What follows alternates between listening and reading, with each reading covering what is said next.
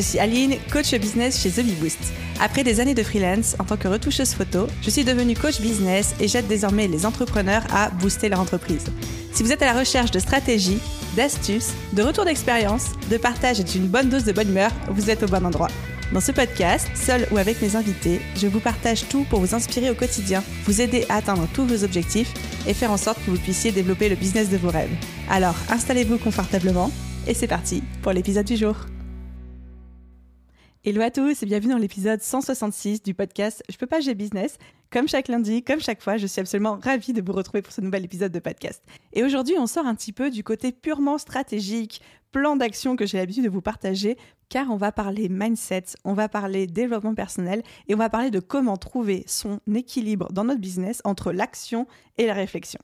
On sait que, en tant qu'entrepreneur, en tant que chef de nos entreprises, de nos business respectifs, souvent, déjà, on est seul ou alors on a une petite équipe, ce qui fait qu'on est obligé de faire beaucoup de choses, d'avoir plusieurs casquettes, d'être à la fois en charge de la vision de notre entreprise, des stratégies, et aussi en charge de la réalisation et de la concrétisation de ces stratégies-là. Et parfois, c'est très difficile de faire la part des choses entre qu'est-ce qui relève du domaine de l'action, qu'est-ce qui relève du domaine de la réflexion. Combien de temps est-ce que je dois passer à réfléchir en tant que chef de mon business, en tant que chef d'entreprise? Combien de temps est-ce que je dois passer à élaborer la vision de mon entreprise, à réfléchir au concept, à me mettre d'accord avec moi-même? Combien de temps est-ce que je dois passer ensuite à implémenter? C'est toujours des questions qu'on se pose et on se demande comment trouver le bon équilibre. Est-ce qu'on peut être trop dans l'action? Est-ce qu'on peut être trop dans la réflexion? Bref, comment on fait? Et je vais pas vous mentir, autant je suis hyper confortable quand il s'agit de vous préparer des plans d'action, des conseils, des stratégies aux petits oignons, autant quand on traite de mindset, j'aime bien m'entourer d'invités qui maîtrisent le sujet encore mieux que moi.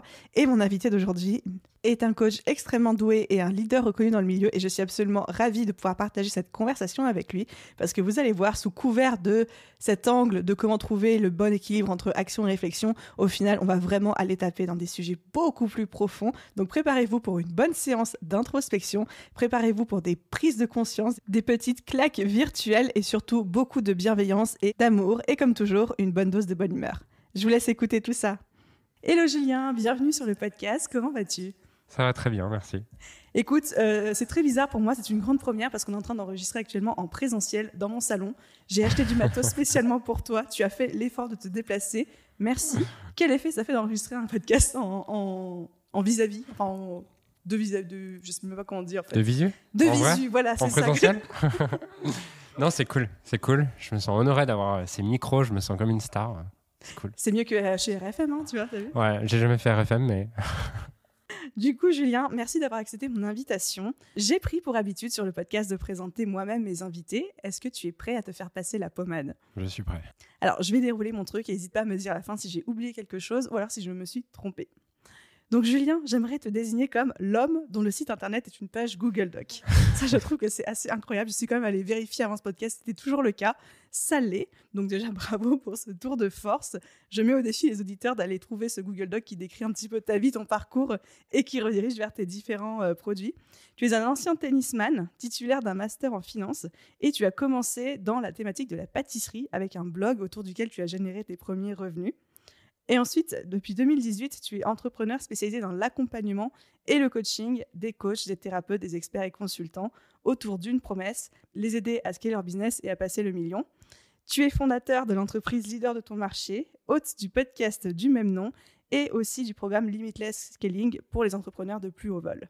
Et tu as toi-même réussi le tour de force de passer de 0 à 7 millions en 3 ans. Waouh! Comment je m'en sors là jusqu'ici avec la description ? Tu t'en sors bien parce que hier, il y a 2 jours, on était en team building et on regardait à quel point notre branding est merdique et c'est difficile de savoir qui on est, ce qu'on fait et tout ça. Je me dis, putain, t'as dû faire des recherches pour en arriver à ça, quoi. J'ai un peu fait le ninja, j'ai un peu creusé, mais contente que j'ai pas dit de bêtises du coup. Le Google Doc, c'est l'idée de qui ? C'est mon idée. Qu'est-ce qui t'a inspiré ça ? J'ai un petit côté rebelle, un peu un peu nonchalant partout, en mode bon les gars, je m'en fous, je fais semblant que je m'en fous, mais au final je vais tous vous battre. Enfin c'est un peu mon truc de base et du coup les gens se foutent un peu de ma gueule sur le branding. Enfin ils se foutent pas de ma gueule, mais je suis un peu reconnu comme le mec qui s'en bat les couilles mais qui pourtant fait de l'argent et les gens se demandent comment. Et donc je me suis dit le Google Docs c'est un peu l'illustration de mon style et de j'en ai rien à battre, mais pourtant j'ai quand même des choses à vous apprendre, quoi. Moi, je trouve ça incroyable parce qu'effectivement, c'est disruptif, ça sort des cases et ça me rappelle, alors je me risquerai pas à dire le nom à voix haute parce que je n'ai aucune idée de comment on le prononce, mais un concept d'art martial asiatique, je sais plus, c'est Shiari ou un truc comme ça qui dit connaître les codes, maîtriser les codes et casser les codes ensuite. Ça m'inspire un petit peu ça. En fait, j'aime vraiment la simplicité, j'aime la flexibilité. Et j'ai pas trouvé mieux en termes de simplicité et de flexibilité pour changer ce que j'ai à changer que dans Google Doc. Mais je trouve ça trop top. Tu l'as mis à jour récemment ? Non. Non, je l'ai jamais mis à jour. Et tu l'as rédigé en combien de temps ? 10 minutes, à peine. Ouais, il y a peut-être des fautes d'orthographe. Non, l'avantage, comme je fais pas mal de fautes d'orthographe, l'avantage, c'est Google Doc qui me fait en rouge.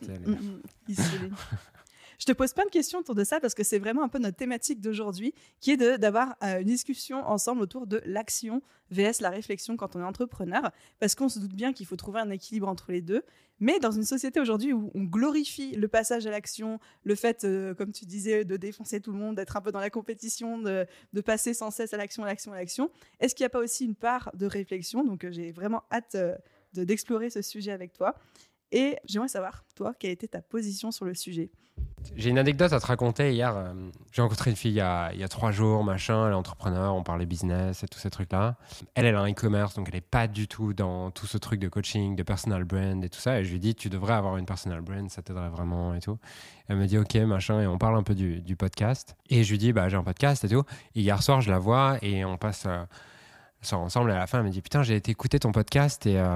juste ton podcast, c'est un voice note. Elle me dit, c'est un voice après note. Le Google Doc, ouais. Le voice note. J'ai halluciné. Elle me dit, j'ai halluciné. Il y a les bruits de voiture, il y a les klaxons, il y a tout ça.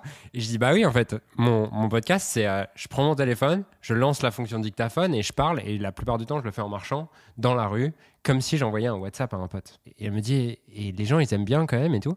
Et je lui dis, en fait, au début, j'avais un micro comme ça, mais sur le micro, je manquais d'énergie, je manquais de mouvement. Et moi, ma force, je pense que c'est l'authenticité. En tout cas, c'est une forme d'authenticité. C'est surtout une forme de simplicité, je dirais même plus qu'authenticité.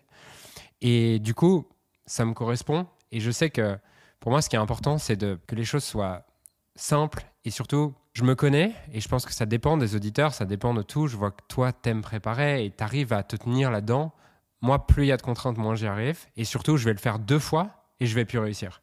Alors que plus je diminue le nombre de contraintes pour faire quelque chose, plus c'est facile. Et donc, mon obsession, c'est comment je rends les choses les plus faciles à faire. Parce que je crois, tu vois, que quand on procrastine ou quoi, c'est aussi un feedback que la forme sous laquelle on s'impose les trucs ne nous correspond pas.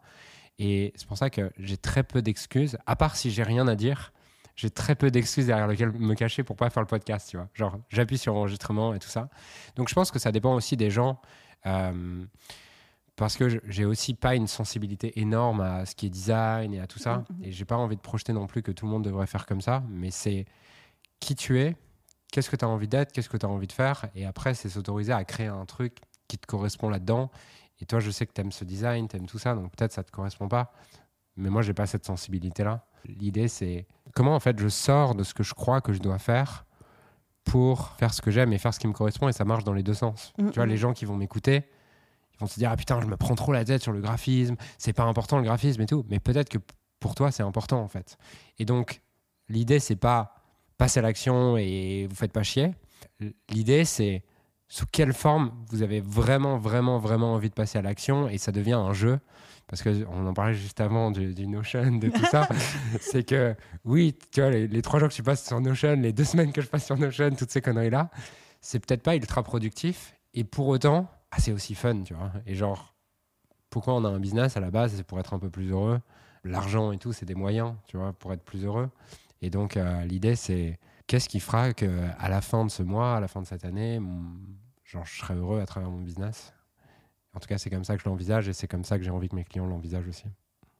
Donc là, je retiens vraiment 2 choses de ce que tu dis. Déjà, j'aime beaucoup le fait que tu dis que procrastiner, c'est aussi peut-être un feedback sur le fait que le cadre qu'on s'impose ne nous convient pas.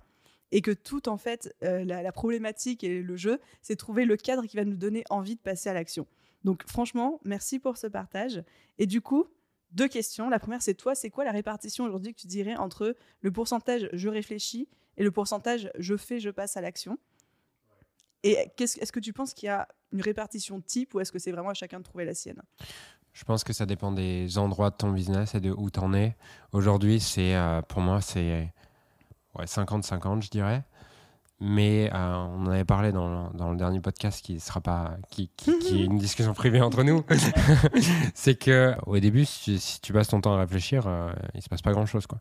Donc je pense que plus tu es au début, plus tu as besoin de faire pour apprendre, pour te découvrir, pour voir, tiens, qu'est-ce qui me correspond, qu'est-ce qui me correspond pas, qu'est-ce que j'ai envie, qu'est-ce que j'ai pas envie, qu'est-ce que j'aime faire, qu'est-ce que j'aime pas faire. Et apprendre aussi, parce que tu vois, on en parle aussi, je crois qu'on en avait parlé la dernière fois dans la délégation, dans tout ça, c'est que si tu délègues quelque chose que tu comprends pas, tu n'as pas non plus de métrique claire pour savoir est-ce que c'est bien délégué, est-ce que c'est mal délégué, tous ces trucs-là.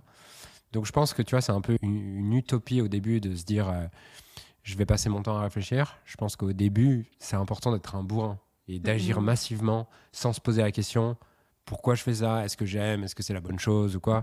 Tu vois, on a tellement de clients qui se prennent la tête sur est-ce que c'est le bon avatar et tout, parce qu'ils se mettent une putain de pression de cet avatar, je dois le garder toute ma vie. En fait. Et ce que je vais faire là dans la semaine, dans le mois qui arrive, dans les 3 mois, je dois le faire toute ma vie. Et ce que je crois aujourd'hui, c'est que l'entrepreneuriat, de toute façon, toi, tu as réussi ta première boîte. Ouais. Putain, j'en connais pas beaucoup des gens qui ont réussi leur première boîte. Mais c'est pas ma première boîte, mais j'avais réussi la première quand même. Ok, bon, toi, t'es une star. Elle est trop bien, tu me passes la pommade, je kiffe. Ouais. Non, parce que genre, j'ai vu assez peu de personnes réussir leur première boîte. Et je crois que tu vois, t'as pas eu un projet que t'as raté au début? Non. Merde. Alors, j'ai eu un projet que j'ai abandonné. Ok, mais... quand même, tu vois. Voilà. Si bon, ça rétablit l'équilibre. Ouais, quand même. Parce que je vois, il me regarde avec des yeux en mode putain, fais chier, tu vois. Non, moi, je m'en vais, j'ai rien à apporter sur ce podcast.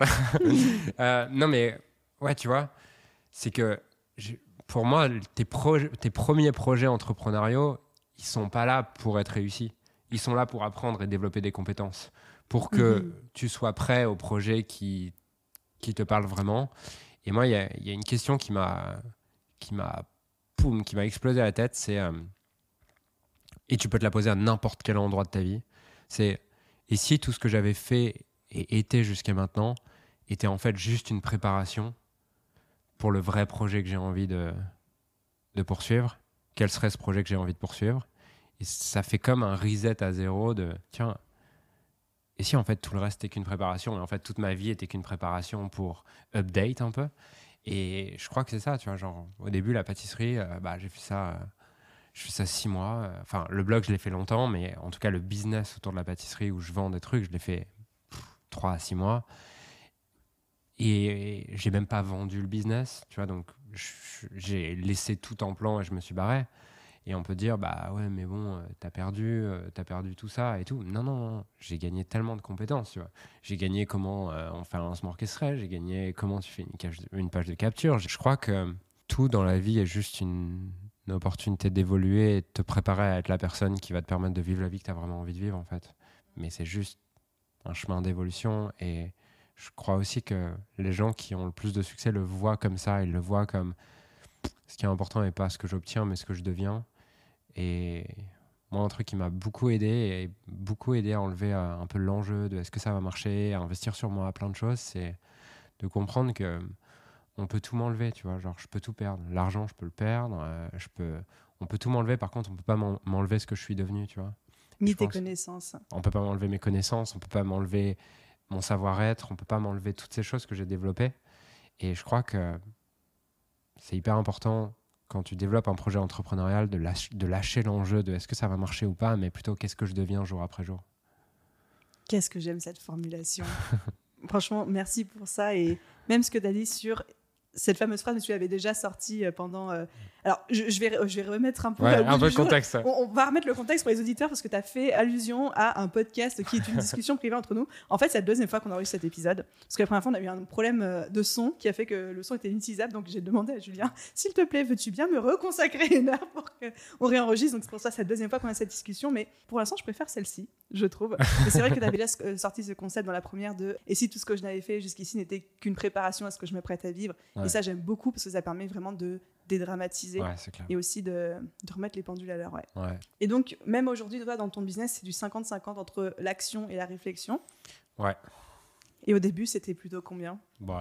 100-0, tu vois. Genre 100, 0, parce que une de mes forces, ça a été je me pose pas trop de questions, juste je modélise ce qui marche, tu vois. Et je pense qu'au début, c'est important de pas trop te poser de questions parce que de toute façon, tu n'as pas le savoir-être, la compétence et l'expérience pour être pertinent et avoir des idées, tu vois. Donc au début, juste modélise quelque chose qui marche, ne te prends pas trop la tête, juste agis massivement, quoi. Je dis toujours à mes clients, quand j'ai un coaching de groupe, c'est parmi vous, je crois beaucoup plus sur ceux qui débutent, je crois beaucoup plus dans le bourrin que dans l'intello, en fait, dans un début entrepreneurial. Et est-ce que pour toi, c'est important, parce que, alors moi, je sais que c'est ce que j'enseigne dans mon programme, mais peut-être que tu as le droit de ne pas être d'accord. Ouais. Est-ce que c'est quand même important au début de se poser des questions sur la fameuse vision, le pourquoi, etc., sans évidemment se torturer l'esprit pendant 10 000 ans et rester kéblo là-dessus, mais au moins s'en aller dans une direction qui nous plaît, VS risquer de se retrouver peut-être enfermé dans des business models qu'on a modélisés, mais qui ne sont pas vraiment nous et qui ne nous conviennent pas vraiment. Ouais. Alors, j'ai posé la question, il est parti avec un regard bovin dans le vide en mode de quoi elle me parle? Non, pas du tout. Non, pas du tout. Genre, je comprends vraiment la question. Et le moi, c'était plus elle est pertinente cette question. Et pour autant, j'ai pas envie de mettre une réponse. Enfin.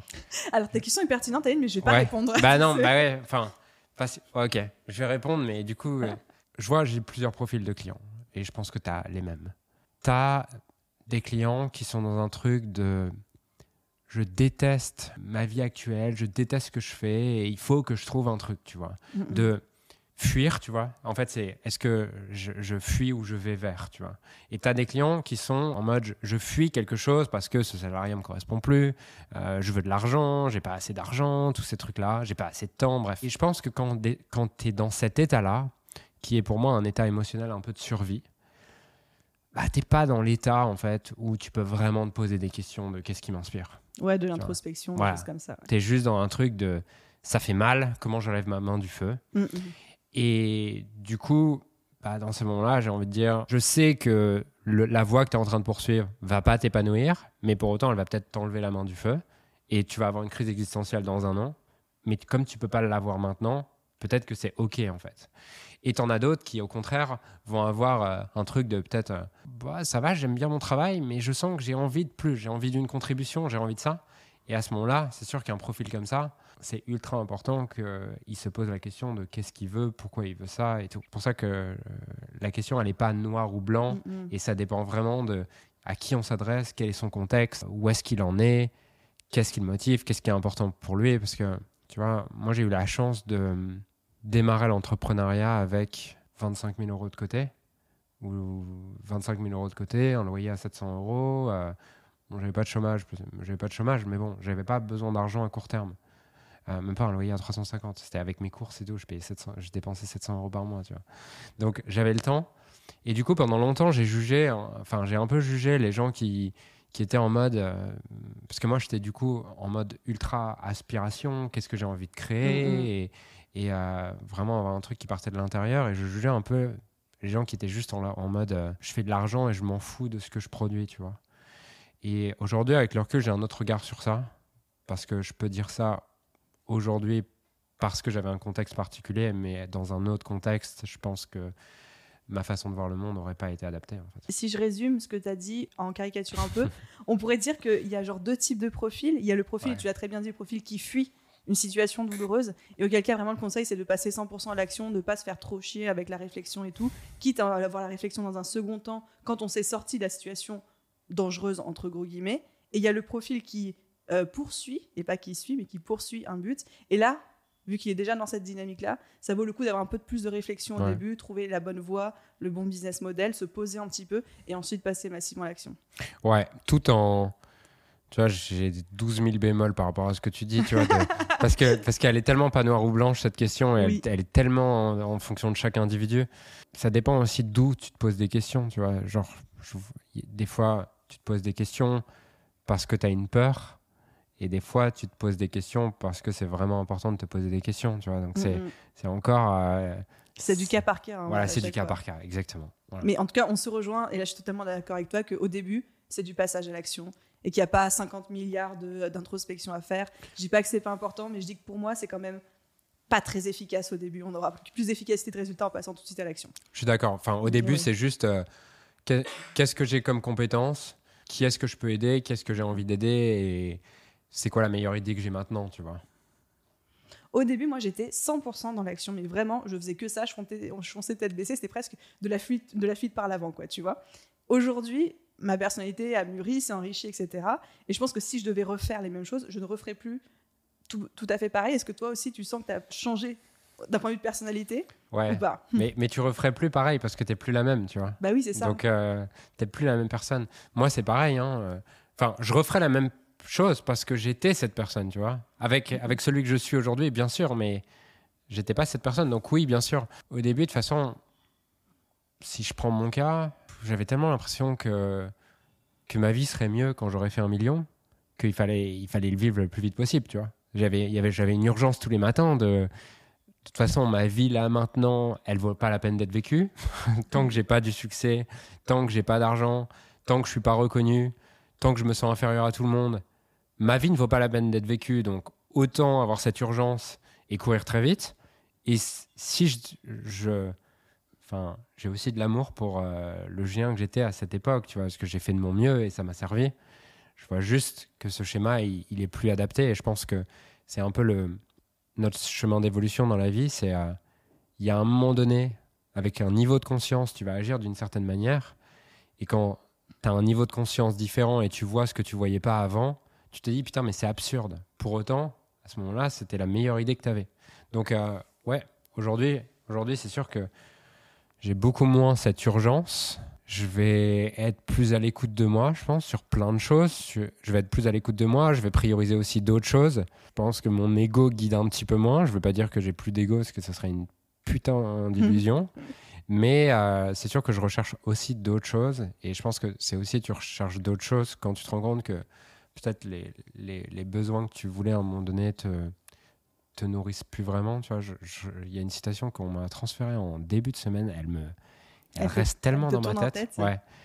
C'est the ego see values in what is scarce, money, fame, physical beauty, and the soul see value in what is abundant, presence, love, connection, experience. Waouh. Ah ouais, effectivement, je comprends que ça te tourne en tête. Ouais. Merci de m'avoir transmis ça. J'ai passé mon week-end à rechasser ça en tête. J'ai l'impression de voir de moins en moins de valeur dans plus d'argent et de plus en plus de valeur dans une forme de connexion avec les autres, une forme d'être avec les autres, juste être là sans avoir besoin de gagner, tu vois, juste en étant là, parce que je vois que ma vie jusqu'à il y a 2 ans, je dirais, et c'est pas fini, hein, mais je sens qu'il y a vraiment une transition qui s'opère, a été guidée par gagner, tu vois, genre compétition, gagner, vouloir être le meilleur, parce que c'était ma seule manière d'exister. Est-ce que tu as eu l'impression de mettre un petit peu ta vie sur pause, parce que tu dis que tu t'autorisais peut-être pas à vivre avant d'avoir fait le 1er million ou quel que soit ton objectif de l'époque? Avec un système de valeurs dans lequel tu valorises le social, la connexion et toutes ces choses, oui. Mais pour autant, j'avais besoin de passer par là parce que c'était mes valeurs du moment, c'était juste gagner. Et à ce moment-là, genre, tu m'aurais sorti ta phrase là, la phrase que je viens de sortir il y a 2 minutes. Je t'aurais dit ouais, en attendant, moi je veux aller gagner de l'argent, tu vois. Et alors, question un petit peu biaisée, mais en même temps, j'ai vraiment envie de la poser, c'est est-ce que tu penses que pour faire son 1er million en business, il faut être à 80-90% dans l'action, ou est-ce qu'il y a une part de réflexion importante là-dedans? Bonne question. Non, je pense que le 1er million, c'est pas mal du 80-20 action, réflexion. À un moment, je discutais avec un coach autour d'une raclette, c'était pour la petite anecdote, et il m'avait dit jusqu'au premier 100K, c'est que de la stratégie, jusqu'au 500K, c'est 50% stratégie, 50% mindset, et au-delà des 500K, c'est 100% mindset. Qu'est-ce que tu en penses? Ça dépend ce que tu mets derrière mindset, mais je pense que effectivement, au-delà du million, il y a, pour aller chercher les 10 millions, pour aller chercher les 100 millions, effectivement, toutes tes charges émotionnelles vont commencer à vraiment plomber le business. J'ai discuté avec un entrepreneur ce matin il fait plusieurs millions et il me partageait que aujourd'hui, ce qui le limite le plus, c'est que il a l'impression d'être meilleur que tout le monde et du coup, il rend dépendant son équipe en fait et il laisse jamais grandir son équipe. Il le voyait pas avant notre conversation, mais tous ces trucs, il a grandi là-dessus et il s'est construit sur il a toujours eu l'impression d'être le meilleur, tout ce truc, ce qui l'a aidé jusqu'à ce moment-là, mais qui ne l'aidera plus après. Donc je pense qu'il y a effectivement un aspect mindset et il y a aussi un aspect vision et à quel point tu es connecté à ce qui t'inspire. Parce que quand tu arrives à 1 million, si tu n'es pas trop con et que tu n'as pas trop fait de la merde sur tes profits, si tu n'as pas une raison intrinsèque autre que l'argent pour aller faire plus, pourquoi aller faire plus en fait, genre. Donc je pense qu'effectivement c'est mindset et c'est aussi pourquoi je fais ce que je fais et qu'est-ce que je veux apporter au monde, parce que je pense que le premier million c'est un truc assez égoïste de se mettre à l'abri, tu vois, financièrement, de valider que financièrement c'est ok, mais bon, à moins que tu sois un peu show-off et tout, tu vas avoir besoin d'aller faire 10 millions pour te mettre à l'abri, quoi, mais et encore, hein, 1 million, on se met bien à l'abri. 1 million, t'es bien à l'abri, quoi. Donc ouais, moi je pense effectivement, c'est mindset, c'est toutes tes charges, tu vas avoir.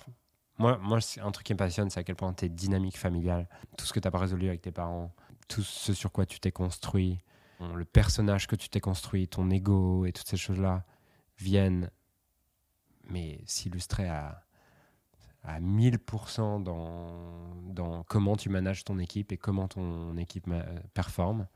Donc ça me passionne. J'adore accompagner les entrepreneurs là-dessus et moi-même regarder comment ça joue dans mon business, dans mes équipes. Donc ça se joue à ce niveau-là pour moi et ça se joue aussi à être vraiment connecté à une vision, quelque chose d'intrinsèque, quelque chose qui te donne envie de te lever le matin, parce que la peur peut te donner envie de te lever le matin jusqu'au million, jusqu'aux 2 millions, jusqu'aux 3 millions. Si vraiment tu as souffert de l'argent et que tu n'as jamais fait de travail sur toi, tu peux aller à 10 millions par la peur, mais tu n'iras pas plus loin.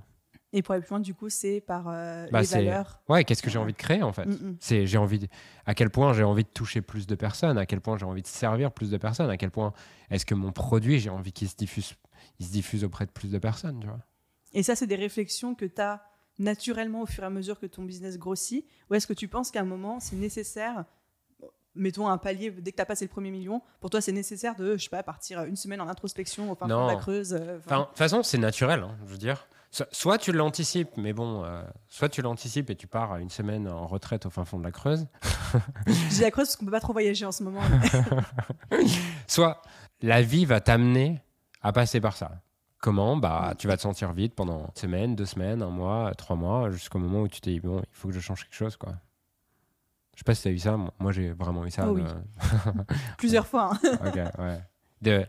En fait, pour moi, toutes ces périodes d'hiver, je pense que tu vois, notre vie émotionnelle sont des saisons. On répond au même cycle avec un été où tout va bien et tout. Et puis l'automne où des choses commencent à aller moins bien jusqu'en hiver où tu te dis putain, pourquoi c'est la merde, pourquoi j'ai plus envie, pourquoi je fais tout ça, et tu as juste envie d'être comme ça sur ton canapé à attendre, et tu te dis pourquoi j'ai créé tout ça, qu'est-ce que je fais maintenant, je sais pas quoi faire de ma vie. Et ces moments-là sont juste pour moi un feedback que la vie te demande de mettre à jour la vision que tu as, de mettre à jour qui tu dois être pour réaliser cette vision, de mettre à jour qu'est-ce que tu valorises aujourd'hui, qu'est-ce qui est important pour toi, et de fonctionner à travers un niveau de conscience qui est un peu plus complet que celui d'avant. Puis l'hiver, c'est aussi le moment où il se passe rien à l'extérieur d'apparence, mais en fait tout se passe à l'intérieur, et on se renouvelle, on s'améliore, on mûrit, et après on est prêt à bourgeonner de nouveau, si je continue dans la métaphore. Ouais, exactement. Et chez les coachs, les thérapeutes et toutes les personnes que tu accompagnes dans ta clientèle, est-ce que les gens, tu dirais, ils ont plutôt tendance à être trop dans la réflexion ou trop dans l'action? Et comment est-ce que tu les challenges sur ce côté-là? Tu as les deux profils. Enfin, tu as vraiment les deux profils. Y a pas... Tu as les deux. Ceux qui sont trop dans l'action, en général, ça part d'un sentiment d'insuffisance, une peur terrible, une peur de putain, si je suis pas en train d'avancer, il va pas se passer grand chose, et également une comparaison à je me compare à, je sais pas, le gars qui fait 10 fois plus que moi, et je me sens une merde à côté de lui, ou la meuf qui fait 10 fois plus que moi, et je me sens une merde à côté de lui. Donc en général, ces clients-là, ils vont passer quelques mois à tourner en rond, en fait. Genre, ce qui les a amenés, passer à l'action, les a amenés à un certain niveau, mais à un moment donné, ils vont prendre un plateau. Tu vois, ils vont commencer à stagner, malgré tous leurs efforts. Ça va pas fonctionner. Et là, en général, on va aller chercher ce qui se joue pour eux et tous les mécanismes inconscients. Par exemple, j'ai une cliente là mardi qui... La fille marche pas mal. Elle fait 400 000 € par an. Par contre, genre, elle est tellement stressée. Elle est tellement stressée. Elle s'arrête jamais. Et du coup, elle veut tout contrôler. Et du coup, tu vois, par exemple, le contrôle, c'est toujours une blessure de trahison. À un moment donné, tu t'es persuadé de trahir, boum, tu veux tout contrôler. Et tu crois que ça va te protéger de revivre la trahison que tu as vécue. Sauf que ça marche jusqu'à un certain niveau. Mais à un moment donné, ton équipe, ils en ont ras le cul, quoi. Et donc là, on va aller travailler sur le trauma de base. Et en général, boum, ça explose. Et surtout, le niveau de bien-être aussi explose. Donc ça, c'est pour les gens qui vont être incapables de... De toute façon, quand tu n'arrives pas à t'arrêter, c'est juste que tu as peur. Voilà. Et la peur, tu vois, ça peut être une peur inconsciente d'être de nouveau trahi, ça peut être une peur de ne pas être assez. En tout cas, le socle, c'est la peur. Parfois, c'est bien inconscient, tu vois. Genre, c'est bien inconscient, c'est un truc deep. Voilà. Et les gens qui réfléchissent trop, c'est aussi la peur, parce que c'est la peur de faire une erreur. C'est la peur de pouvoir me tromper. Et alors, je sais que une grosse partie des auditeurs de ce podcast est dans ce cas-là. Qu'est-ce que tu pourrais leur dire pour les aider à passer à l'action et surtout à lâcher prise parce qu'on va pas se mentir, c'est bien souvent du perfectionnisme, la peur d'échouer, la peur de pas être assez, la peur de se tromper, la peur d'être jugé. Elle est dure cette question, je suis d'accord. Non. Tu as 3 heures. Pour moi, la peur, elle est un super indicateur. J'ai plein de perspectives autour de la peur, je vais en partager plusieurs. Souvent, elle est un indicateur qu'il y a une autre manière plus inspirante pour toi de le faire. Tu vois, et que ta peur, elle est juste un feedback. Par exemple, là, j'avais 2 potes qui m'invitaient ce soir, 23h à 6h du matin, une partie, électro, New York et tout. Moi, c'est pas du tout mon truc, tu vois. Pourtant, je te vois tellement soirée électro. Mais tellement, t'as tellement la tête pour ça, tu vois. Et hier, je me suis demandé, tiens, pourquoi j'y vais pas ? Est-ce que j'y vais pas parce que j'ai peur d'être ridicule ? Ou est-ce que j'y vais pas parce que c'est pas mon truc et que fondamentalement, j'ai pas envie ? Au début, je me suis dit, ouais, j'y vais pas parce que j'ai peur et tout ça. Mais après, je me suis demandé, est-ce que cette peur, j'ai envie de la traverser ? Est-ce que c'est un truc que j'ai envie de faire, tu vois ? Et la réponse était non aujourd'hui. Donc parfois aussi, la peur, elle nous indique ok, j'ai peur, j'ai pas envie de le faire, et je procrastine. Mais est-ce qu'en fait, cette procrastination, elle n'est pas au service de ma vie et elle me montre pas un peu aussi qui je suis, tu vois ? Qui je suis, ce que j'ai envie d'être et ce que j'ai pas envie d'être. Et peut-être que dans 3 ans, je te dirai non. Là, je sens qu'à l'intérieur, ça pousse et j'ai envie de faire ça. Mais là, oui, il y a cette peur, mais en dessous, il y a aussi, c'est pas important pour ma mission, tu vois. Et ça me fait chier de passer mon samedi au fond de mon lit, tu vois, parce que je me suis couché trop tard. Donc, première perspective, c'est est-ce qu'en fait, cette peur peut pas aussi être un feedback que le chemin que tu te forces à prendre, il n'est pas pour toi, il est en comparaison à ce que tu crois que tu dois être. Parce que tu vois, moi, c'était un peu ça de ok, mais est-ce que tu as un problème social si tu n'aimes pas les soirées ? C'est une comparaison. Genre aujourd'hui, j'ai pas envie. Donc, première perspective. La deuxième perspective, c'est aussi de se rendre compte que souvent, notre peur, on pense que en passant pas à l'action, on l'évite.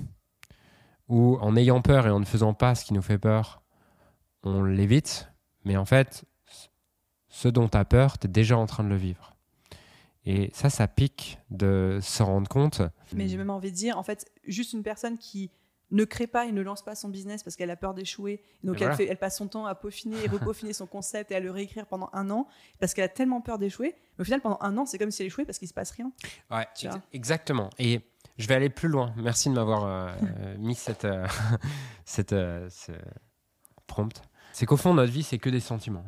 Alors, la qualité de notre vie, c'est pas combien je gagne, c'est comment je me sens. Ce qui fait que tu as passé une bonne journée, c'est comment je me suis senti dans cette journée. Tu vois, genre, tu peux avoir fait plein de choses, tu peux avoir gagné beaucoup d'argent. Si à 20h, tu as quelqu'un qui t'envoie un message qui est important pour toi, il t'insulte, et toi, tu le prends en pleine gueule, tu vas te coucher, tu as passé une journée de merde parce que ta vie, c'est pas ta vie, c'est la qualité de tes sentiments. Et donc, quand tu as peur, en fait, tu n'as pas peur de ce qui va t'arriver. Tu as peur du sentiment que tu vas vivre. Okay ? Par exemple, la personne n'a pas peur d'échouer. Elle a peur de comment elle va se sentir en échouant. Et comment elle va se sentir, c'est, j'en sais rien, comme une merde, on a chacun notre truc à nous. Mais en fait, elle est déjà en train de se sentir comme une merde en n'avançant pas. Et ce dont elle a le plus peur, en maintenant cette peur, elle est déjà en train de le vivre. Et pour moi, ça Ça retourne le cerveau. Ça m'a retourné le cerveau de comprendre que toutes mes peurs, je suis déjà en train de le vivre. Je te donne un autre exemple. Ma plus grande peur, c'est en général, socialement, c'est me sentir seul, c'est me sentir rejeté. Ma blessure, c'est rejet. C'est me sentir rejeté, tu vois. Ce qui est marrant, c'est que quand tu as peur d'être rejeté par les autres, bah, du coup, avec les autres... Tu vas chercher le rejet. Bah, et puis, tu es hyper distant, tu vois. Tu es hyper distant parce que tu veux pas t'engager, parce que si tu t'engages, tu prends le risque d'être rejeté. Et donc, tu crées des situations, en fait, où tu es rejeté. Ta plus grande peur, c'est d'être rejeté. Mais de par ta peur d'être rejeté, tu es déjà en train de vivre ton sentiment de rejet parce que tu t'engages pas avec les autres. Et parce que tu te mets dans cette situation toi-même. Ouais. Voilà. Et toutes nos peurs, enfin, tout ce qu'on croit éviter en ayant peur, en fait, on ne se rend pas compte que ce n'est pas l'événement et la circonstance dont on a peur, mais c'est le sentiment en dessous. Et ce sentiment, on est déjà en train de le vivre. Et quand tu réalises ça, tu te dis, bon, bah, en fait, comme je le vis déjà, autant que je le vive au service d'avoir de essayé. quelque chose, ouais, et qui me donne la possibilité éventuellement de ne plus ressentir ça, tu vois. Et ça se transpose très bien à quand tu as peur de l'échec, tu te mets toi-même en situation d'échec. Quand tu as peur du jugement, tu es toi-même en situation de jugement et en train de te juger. Enfin oui, ça se transpose dans toutes les peurs. C'est partout. Toute peur, tu es déjà en train de le vivre. Toute peur qu'une circonstance future arrive, tu te rends pas compte que le sentiment que tu as peur, parce que tu n'as pas peur d'une circonstance, tu as peur du sentiment sous la circonstance, bah en fait, ce sentiment, tu es déjà en train de le vivre. Donc, quitte à le vivre, autant le faire au service de quelque chose qui t'inspire. Et voilà, c'est fini sur cet épisode de podcast.